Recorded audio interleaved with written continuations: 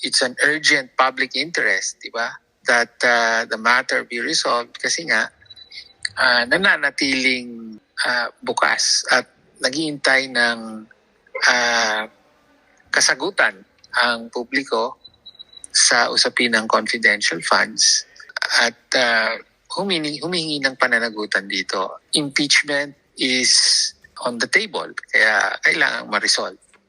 Aapila sa Korte Suprema ang Makabayan Bloc lawmakers bilang endorsers kasama ng complainants sa impeachment case laban kay Vice President Sara Duterte. Ito ay upang manawagan sa Supreme Court na resolbahin na ang motion for reconsideration na inihain ng Kamara sa impeachment case ng Vice Presidente kasunod ng deklarasyong labag sa saligang batas ang kaso.